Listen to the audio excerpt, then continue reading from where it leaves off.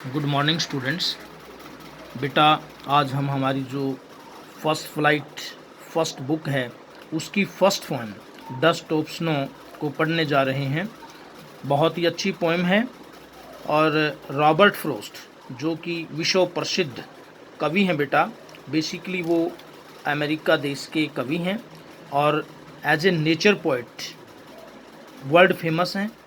प्रकृति के बारे में उन्होंने बहुत डीपली लिखा है, नेचर के बारे में उन्होंने बहुत डीपली लिखा है। He is basically known as a nature poet. इस पोइम के अंदर कवि ने हमें अपने उदासी भाव के बारे में बताया है। एक दिन कवि की क्या मनोस्थिति थी, अपने उदासीन भाव के बारे में बताया है।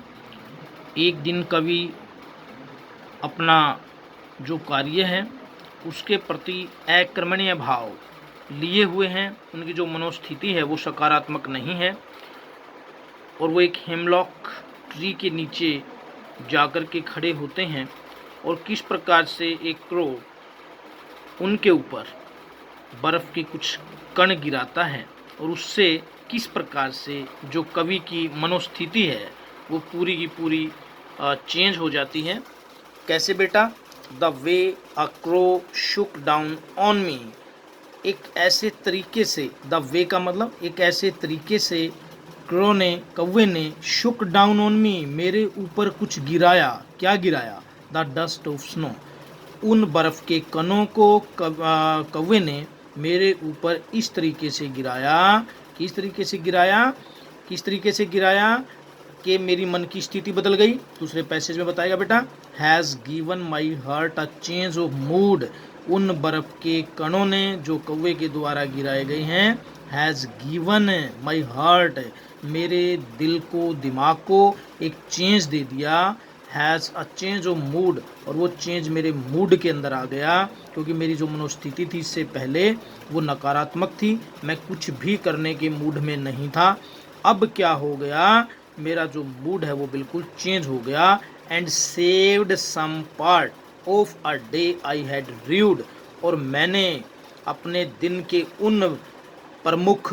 उन दिन के बचे हुए लम्हों को बचा लिया जो मैं वेस्ट करता जा रहा था। र्यूड का मतलब बेटे क्या है? उदास भाव से, उदासी भाव से, निराशा भाव से, जिनको मैं वेस्ट करता जा रहा था। यानी कि मैंने अपने बचे हुए दिन को अकर्मण्यता की स्थिति से बाहर निकाल करके और अपने आप को सकारात्मक मनोस्थिति में ढाल लिया। यानी कि उस क्रो का मेरे ऊपर बड़ा पॉजिटिव इफेक्ट पड़ा। बेटा, एक सिंबॉलिकल पोएम है, एक प्रतीकात्मक कविता है ये।